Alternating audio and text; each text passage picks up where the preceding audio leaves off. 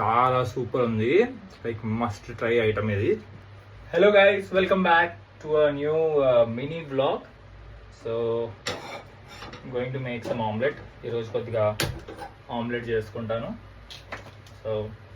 So మీకు కూడా చెప్తాను ఎలా ఆమ్లెట్ చేయాలో. ఇది బుల్జాయ్. సో రెండు వైపులు కాలదనమాట, ఒక వైపే కాలుతుంది. సో దీనికి కొద్దిగా ఆయిల్ అయితే పడుతుంది. సో ఒక 2 బుల్సాయి ఆల్రెడీ దోశ చేసేసుకున్నాను నేను. సో దోశతో పాటు తినేస్తా. ఓకే, సో మీకు కూడా చేసి చూపిస్తాను ఎలా చేసుకోవాలో. Very simple recipe actually. ఇంత కష్టం కూడా ఏముండదు. బ్యాచులర్స్ ఉంటారు చూసారు, నాలాగా బయటికి వచ్చి పని చేసుకుంటా ఉంటారు. సో వాళ్ళకైతే ఇది అసలు బెస్ట్ రెసిపీ. కొంతమంది 2 సైడ్లు కాలడం ప్రిఫర్ చేస్తారు, బట్ నాకైతే ఒక్క సైడే బాగా ఇష్టం. చిన్నప్పటి నుంచి కూడా అదే అలవాటు నాకు. విత్ చపాతీ లేదా విత్ దోశ.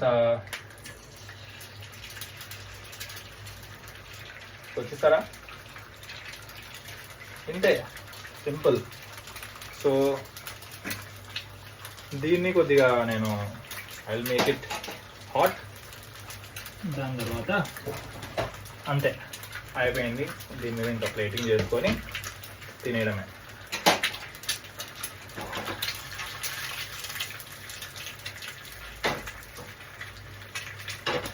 ఫ్లిప్ చేయడాలు గట్టాలు రావు నాకు. సో నాదేం లేదు అబ్బా, సింపుల్ రెసిపీ.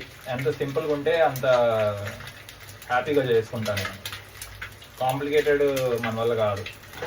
ఒకవేళ కాంప్లికేటెడ్ చేస్తే ఫ్యూచర్ ఛానల్లో అది మీ సపోర్ట్ వల్లే కుదురుతుంది. So please support.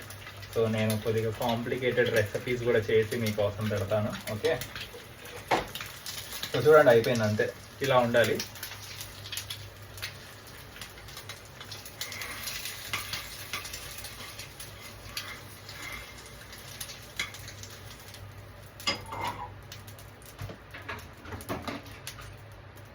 అంతే. సో ఇప్పుడు ఇందులో కొద్దిగా పెప్పర్, కొద్దిగా సాల్ట్ వేసుకుంటే సూపర్ ఉంటుంది. ఇంకా యా,